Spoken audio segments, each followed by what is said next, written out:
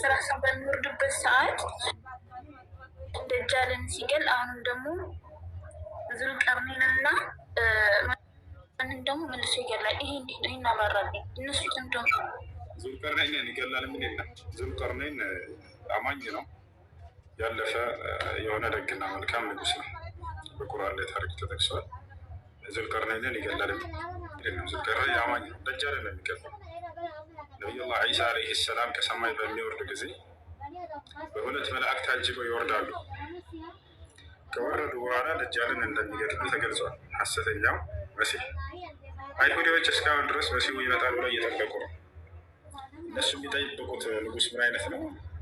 ንጉስ ይሆንና እነሱን ከፍ ያደርገናል ብለው አስበው እንግዲህ እስራኤላውያኖችን ከፍ ያደርጋል። ዳግም እንደነ ሙሴና እንደነ ሰለሞን ለምደዋል ስልጣን በነዚያ ልክ እንደነዚያ መሲሁ ዒሳ ዓለይሂ ሰላም በመጡ ጊዜ ግን ስለ ቀጣዩ ዓለም ብቻ ነው የሚያስተምራቸው።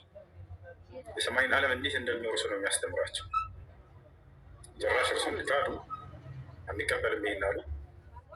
ከዚያ በኋላ እስካሁን ድረስ እየጠበቁ ይገኛሉ። መሲሁ አልመጣም ብለው ምትፈጸም ብለው ግን ልቆ ጨርሷል መሲሁ። ዳግም ያንን ሐሰተኛው መሲህ በሚመጣ ጊዜ የበላይነትን እንደሚያጎናጸፋቸው ለጊዜው ያያሉ። እነዚህ ሰዎች በቃ ለእኛ ቃል የተገባው ይሄ ነው ብለው መጀመሪያ የሚቀበሉታል አሉ። ነብዩ ሰለላሁ ዐለይሂ ወሰለም ትንቢትን ሲናገሩ ምን አሉ? የትበዕ ደጃል 70,000 የሁዲ ወዐላ ሩኡሲሂም ወጥያሊስ አሉ። ሐሰተኛው መሲህ የዘመኑ ፍጻሜ ላይ በሚነሳ ጊዜ አይሁዶች ይከተሉታል አሉ። ያው በቃ ለእኛ ቃል የተገባው ይሄ ነው ትንቢቱ ተፈጸመ ብለው አይሁዶች ይከተሉታል አሉ። የዛኔ እዛ በቃ የበላይነትን ተጎናጸፍን ብሎ አይሁዶች ቃሉ ትንቢቱ ተፈጸመ ያው እና መሲሁ መጣልን ብሎ እየፎከሩ ባሉበት ጊዜ አላህ እውነተኛውን መሲህ ከሰማይ ያወርዳል። እውነተኛው መሲህ ዒሳ ዓለይሂ ሰላም አልተገደሉም፣ አልተሰቀሉም። ላይ ይገኛሉ። እርሳቸው በሁለት መላእክት ታጅበው ይወርዳሉ። ዒሳ ዓለይሂ ሰላም የንዚሉ ዋዲዐን የደይሂ ዐላ አጅኒሐት ልመላኢካ በመላእክቶች ክንፍ ላይ እጆቹን አስቀምጦ ይወርዳል።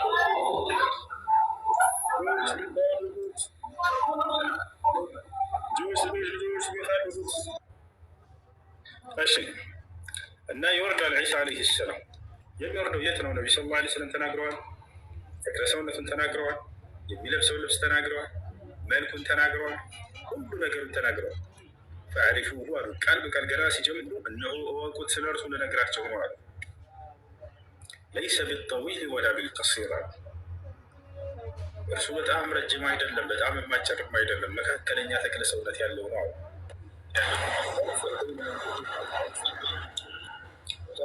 ሰላም አለይኩም። ዋሲዕ በይነ መንኪበይህ በትከሻዎቹ መካከል ሰፋ ያለ ነው አሉ። ዋሲዕ ሰድሪህ ደረቱ ሰፋ ያለ ነው፣ ትከሻው ሰፋ ያለ ነው አሉ። በጣም ውብ እንደሆነ ገልጸዋል። በጣም ቆንጆዬ ነው ዒሳ ዓለይሂ ሰላም። በጣም የሚያምር ነብይ ነው። ጀማ የሚለብሳቸው ልብሶች ወደ ምንድን ነው? ወደ ቢጫ ከለር ይሄዳል አይደለ? በእኛ አካባቢ ምንድን ነው የሚባለው? ዳርቻ ምናምን ይባላል። ወደ ቢጫ ይሄዳል። እንደዚህ አይነት ልብሶች የለብሷቸው የሚመጣውን የተቆራረጠ ልብሶች፣ ያ ማለት ሙሉ ወጥ ሳይሆን ከላይ ግማሽ ከታች ግማሽ እንደዚህ ለብሶ ይመጣል። በዚህ ሁኔታ ይመጣል አሉ። ጸጉሩ ልክ እስከ ጆሮ ድረስ እንደዚህ ረዘም ያለች እንደሆነ ተናግረዋል። የነቢ ሰለላሁ ዐለይሂ ወሰለም እንደዛ ነበር። ካነ ሸዕሩሁ ኢላ ሸዕመቲ ኡዝነይሂ እስከ ጆሮዎቹ ጫፍ ድረስ ነው። ከዛ በደማስቅ ሱሪያ ላይ ይወርዳል ብሎ ቦታ ሙሉ ተናግረዋል።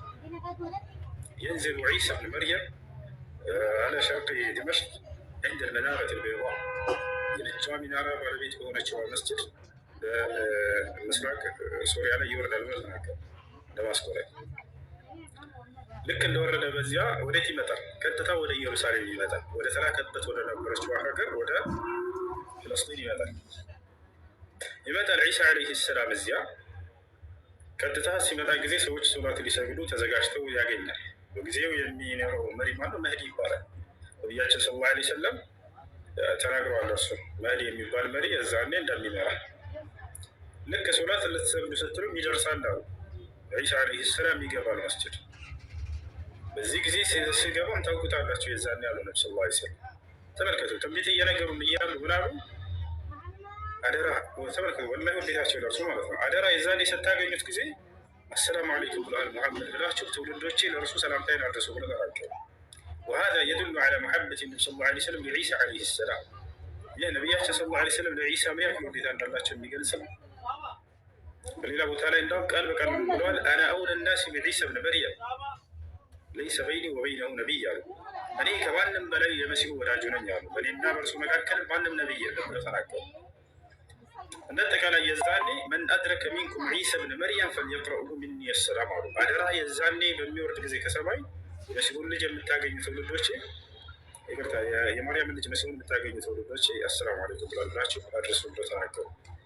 ከዚያ በኋላ ምን ያደርገን ዒሳ ዓለይሂ ሰላም ከገባ በኋላ ተቀደም ወሰል ቢና ብለው ይጠይቁታል። ናዲ ጊዜው ያለው መሪ ልክ ሲመጣ ጊዜ እናንተም ተቀደምና አሰግዱ ትሉታላችሁ ብለው ነገሩ ነብዩ ሰለላሁ ዐለይሂ ወሰለም። የሚሆነውን ሁሉ ተናግረዋል። ነቢይ ትንቢት ይናገራሉ። ከዛ ዒሳ ዓለይሂ ሰላም ኢነሃ ኡቂመት ለኩም ብሎ ይመልስላችኋል። አይ ይህ ሶላት ለእናንተ ነው ኢቃም የተደረገው እናንተ አሰግዱ ይላል። وهذا يدل على تواضع عليه الصلاة والسلام. ዒሳ ምን ያክል ለሰዎች የሚተናነስና ዝቅ የሚል ነቢይ እንደሆነ ይገልጻል ይህ ሐዲስ። አዎ ተከትሎ ይሰግዳል። ዒሳ ከኋላ ሆኖ ተከትሎ ይሰግዳል። ከዚያ በኋላ ግን እርሱ ነው የሚመራው። የመምራቱንም ስርዓት ከዚያ በኋላ ለእርሱ ተሰጣላቸው አሉ ነብዩ ሰለላሁ ዐለይሂ ወሰለም። የሚመራው በምንድን ነው? በቁርአንና ለእኔ በተሰጠ ሐዲስ ብሎ ተናግረዋል ነብዩ ሰለላሁ ዐለይሂ ወሰለም። ፈየኡሙኩም ቢኪታቢላሂ ወቢሱነቲ አሉ። በአላህ ቃልና በእኔ ሐዲስም ይመራችኋል። የዛኔ ትውልድን ሁሉ እሱ ነው የሚያስተዳድረው። በቃ እርሱ የዛኔ ይመራል፣ ያስተዳድራል፣ ዓለምን ሁሉ ይገዛል፣ ያስተዳድራል። በእርሱ ትእዛዝ ስር ይሆናል። እርሱ በማን ትእዛዝ ነው የሚመራው? በነቢያችን ሰለላሁ ዐለይሂ ወሰለም ህግና ስርዓት። የዛኔ በሚመጣ ጊዜ አንድ የነቢ ሰለላሁ ዐለይሂ ወሰለም ኡማ ተከታይ ሆኖ የሚመጣው እንዳንድ ነቢይ ሆኖ አይደለም። ያ ያለፈ የነቢይነት ማድረጉ አልቋል ይላል። ያ ነቢይነት የሚለው ነገር ይሄ ነቢይ አይደለም ብለን ምንክር አይደለም። ከነቢያቶች መካከል አንድ ታላቅ ነቢይ ነው። አሁን ግን ሲመጣ ጊዜ አንድ የነቢዩ ሰለላሁ ዐለይሂ ወሰለም ተከታይ ሆኖ ነው የሚመጣው። በእርሳቸው ህግና ስርዓት ትውልድን ያስተዳድራል። የዛን ዒሳ ዓለይሂ ሰላም ሰግዶ እንደጨረሰ ወዴት ይሄዳል? አሉ ነብዩ ሰለላሁ ዐለይሂ ወሰለም ሐሰተኛውን መሲህ ፍለጋ ይሄዳል። አይሁዶች የፎከሩበት እኛ የመጣው መሲህ ነው ብለው ወዲያው እየመጣ ያለ ዒሳም ኢየሩሳሌም ወደዛች እየመጣ በሐሰተኛው መሲህ ፊት ለፊት ይገናኛሉ አሉ ነብዩ ሰለላሁ ዐለይሂ ወሰለም። ልክ ሲገናኙ ጊዜ ፈየዙቡ ከማ የዙቡ ልሚልሕ አሉ ነቢያችን ሰለላሁ ዐለይሂ ወሰለም ምላሉ ቃል በቃል ልክ ጨው ውሃ ውስጥ በሚገባ ጊዜ እንደሚቀልጥ ሐሰተኛውን መሲህ ደጃል እውነተኛውን መሲህ ዒሳን በሚያይ ጊዜ ይቀልጣል አሉ። ጨው እንዴት ነው ውሃ ውስጥ ሲገባ? ልክ እንደዛ ይቀልጣል አሉ። ፈየህሩብ አሉ ነብዩ ሰለላሁ ዐለይሂ ወሰለም ለማምለጥም ይሞክራል። ያውቀዋል ሲያዩ የትበዑሁ ዒሳን ይከተለዋል። ላ ተህሩብ ምኒ እነ ሊየ ደርበተን ዐለይክ ይለዋል። ከእኔ አትሽሽ፣ ለእኔ በአንተ ላይ አንዲት ምታለችኝና ከአላህ ዘንድ የተወሰነች ከዚያች ልታመልጥም አትችልም ይለዋል። ፈየቅቱሉ ቢደርበትን ዋሂዳ በአንዲት ምት ይገድለዋል፣ ይፈጽምበታል። ያ ከዚያ በኋላ ዒሳ ዓለይሂ ሰላም ቀጣዩን ስራውን ይሰራል። ምን ያደርጋል ከዚያ በኋላ ከተባለ ወደ መካ በመሄድ ሐጅ ያደርጋል። ቃል በቃል ነብዩ ሰለላሁ ዐለይሂ ወሰለም ሶሒህ ሙስሊም ላይ በተዘገበ ሐዲስ የንዚሉ ዒሳ ብን መርየም ፊ አኺር ዘማን ፈየሑጁ በይተላሂ ልሐረም ወያዕተሚር አሉ። የማርያም ልጅ የዘመኑ ፍጻሜ ላይ ይወርዳል። እዛኔም ወደ መካ በመሄድ ሐጅ ሲያደርግ ታዩታላችሁ ብሎ ተናገሩ። ከዚያ በኋላ እስከዚያ የመጣበትን ትልቁን ዓላማ ይጀምራል። እርሱም ምንድን ነው? ስለ ራሱ ማንነት መናገር፣ እርሱ ነቢይና መልእክተኛ እንደሆነ እንዲሁም እርሱ በፍጹም አምላክና የአምላክ ልጅ እንዳልሆነ፣ እንዳልተገደለ፣ እንዳልተሰቀለ ይህን በደንብ አድርጎ ለሰዎች ያስረዳል። ወየድዑ ናሰ ኢላ ዲኒላህ አሉ ነብዩ ሰለላሁ ዐለይሂ ወሰለም። ከዚያም በኋላ ሰዎችን ወደ አላህ ዲን ወደ ኢስላም ይጠራል። ፈዩህሊኩ ላሁ ኩለን ሚነን ፊ ዘማኒሂ ወየብቃ አልኢስላም አሉ። አላህም በእርሱ ዘመን ሁሉንም ሃይማኖቶች ከምድር ገጽ ያጠፋቸዋል፣ ኢስላም ብቻ ሲቀራል። ያ የምድር ሰዎች እንዳለ አማኝ ይሆናሉ። የዛኔ ቃል በቃል አላህ በቁርአን ላይ ወኢን ሚን አህሊል ኪታብ ኢላ ሊዩእሚነነ ቢሂ ቀብለ መውቲሂ ይላል። ማንም አይሁድና ክርስቲያን የዛኔ አይኖርም በምድር ላይ የሚያምን ቢሆን እንጂ እያለ ይናገራል። በትክክለኛ መንገድ ያምናል። ያ ምንድን ነው? ዒሳ ዓለይሂ ሰላም ከአላህ ዘንድ የተላከ መልእክተኛና ነቢይ እንደሆነ፣ እርሱ በፍጹም አምላክ የአምላክ ልጅ እንዳልሆነ፣ እንዳልተገደለ፣ እንዳልተሰቀለ ይነግራቸዋል። ከዚያ ምን ያደርጋል? ወየክሲሩ ሰሊብ መስቀልንም ይሰብራል። እርሱ ላይ የተዋሸ ትልቅ ውሸት ነው። አምላክ ለእነዚያ ወንበዴ አይሁዶች፣ ሮማውያንና ይሁዶች አሳልፎ አልሰጠውም። ይህን ታላቅ ነቢይ አድነኝ ብሎታል፣ አድኖታል፣ ሰምቶታል፣ ይወደው አክብሮታል። በክብር ወደ ሁለተኛው ሰማይ እንዲያደርግ አድርጎታል። ይበሳል። ያ እርሱ እንዲመለስ የተወሰነበትም ዓላማ ያ ሐሰተኛውን መሲህ ሊያጠፋ የሚገባው እሱ ስለሆነ ሌላ ቢያጠፋው ጥበቡ አይሄድም ነበር። አላህ ሱብሓነሁ ወተዓላ አስባችሁታል። ምክንያቱም አይሁዶች የበላይነትን ፈልገው ያን እውነተኛውን መሲህ አንቀበለው አይደለ? እነሱ ንጉስ መሲህ ጠብቀው ነበር ምድር ላይ የሚያጎናጽፋቸው። እኔ ስለ ምድር ልጠራቸው አልመጣሁም ይላቸው ነው። በሰማይ ስለምታገኙት ስልጣን ነው የምነግራቸው እያለ ይነግራቸዋል። እነሱ ደግሞ የፈለጉት ልክ እንደነ ሙሴ እንደነ ሰለሞን እንደነ ሳሙኤል ምናምን እንደዚህ እንዳለፉት ነቢያትና ንግስናን የተሰጡ ንግስናንን ይዞ መጥቶ የበላይነትን የሚያጎናጽፋቸውን አካል ነበር የጠበቁት። መሲሁ ዒሳ ዓለይሂ ሰላም ግን ስለ ምድራዊ ስልጣን ግን አላወራቸውም ይላቸዋል። በሰማይ ስለምታገኙ ስልጣን ነው እያለ ይነግራቸዋል። ከዛ እሱን ለመግደልና ለመስቀል አሴሩ። ከሮማውያኖች ጋር ተመካክረው አላህ ሱብሓነሁ ወተዓላ እሱን አዳነው ወሰደ። ዳግም ያን ሐሰተኛው መሲህ ይመጣል ብለው እስከ መጨረሻው ዘመን ድረስ አይሁዶችም ይቆያሉ። የዛን የሐሰተኛው መሲህ ሲመጣ የበላይነትን ያጎናጽፈናል ብለው እሱን ይቀበላሉ።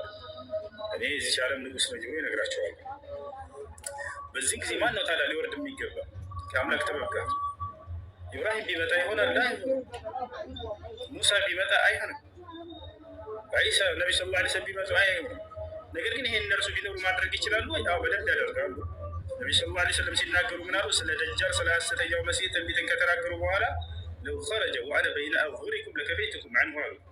እኔ በመካከላቸው በህይወት እያለሁኝ ሐሰተኛው መሲህ ቢነሳ እኔ በቃቸው ነበር ብሎ ተናግረዋል። ወላ ይፈጽሙበት ነበር ታቻላ። ነገር ግን ጥበቡ ከማን ጋር ነው የሚሄደው? መሲሁ ነው መግደል ያለበት። ለዚህ ነው አላህ ስብሐነሁ ወተዓላ ዳግም መሲሁን የሚያወርድበት ምክንያት፣ እዚህ ያቆይበት ምክንያት። ይህ ሐሰተኛ መሲህ ከአደም ጀምሮ እስከ መጨረሻው ዘመን ነብይ ድረስ ሁሉም ለትውልዳቸው ይናገሩት ነበር። ሐሰተኛው መሲህ የዘመኑ ፍጻሜ ላይ ይነሳል፣ መሲህ ደጃል የሚባል እያሉ ይናገራሉ። ይህን መፈጸም ያለበት ደግሞ ማን ነው ከተባለ መሲሁ ነው። ከዚያ በኋላ መሲሁ እንደ ማንኛውም ሰው የሚቆይተውን ቆይታ ቆይቶ ይሞታል። አንድ ሐዲስ ላይ ነቢ ሰለላሁ ዐለይሂ ወሰለም ከእርሳቸው ጎን እንደሚቀበር ተናግረዋል። ሶላተል ጀናዛ ይሰገድበታል ወይ ተወፋ፣ መጨረሻ ላይ ይሞታል ብሎ ነቢ ሰለላሁ ዐለይሂ ወሰለም ተናገሩ። ከዚያ በኋላ ከዚያ በኋላ እርሱ እዛው እያለ ያጁጅና ማጁጅ ይነሳሉ። እዚህ ከአዲያን ትምህርቶች ናቸው። ያጁጅና ማጁጅ በመሲሁ ዘመን ይነሳሉ፣ በመሲሁ ዘመን ያልቃሉ። ከዚያ በኋላ የዓለም ፍጻሜ ምልክቶች ይቀጥላሉ። ነቢ ስ ላ ስለም እንደተናገሩት ላ ተቁሙ ሰዓቱ ሐታ ተሩ ዐሸረ ዓለማት ሰዓብ፣ 10 ታላላቅ የትንሣኤ ምልክቶችን እስክታዩ ድረስ ትንሣኤ አትፈጸምም ብሎ ተናግረዋል። ከእነዚያ መካከል አንደኛው ምንድነው? የመሲሁ መምጣት ነው። አላህ በቁርአን ላይ ቃል በቃል ወኢነሁ ለዕልሙ ሊሳዓቲ ፈላ ተምተሩነ ቢሃ ይላል። መሲሁ ዳግም ወደ ምድር መምጣቱ ከሰማይ ምንም ጥርጥር የሌለው ነገር እሱ ከትንሣኤ ምልክትም ነው እያለ ይናገራል። እሱ ስንተኛ ደረጃ ላይ ነው? 3ኛ ደረጃ ላይ ነው። አንደኛ መህዲ አለ፣ 2ኛ ደጃል አለ፣ 3ኛ ዒሳ አለ፣ 4ኛ የጁጅና መጁጅ አለ። ከዚያ በኋላ ይቀጥላሉ ሌሎች የትንሣኤ ምልክቶች አሉ።